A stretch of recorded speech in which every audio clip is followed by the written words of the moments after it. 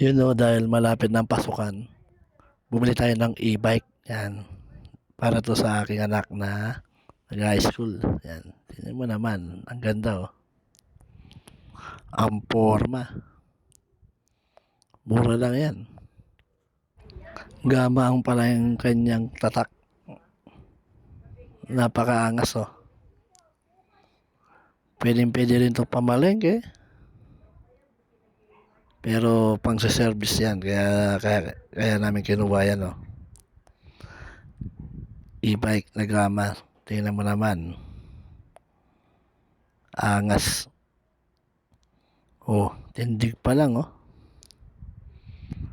Pwede na oh.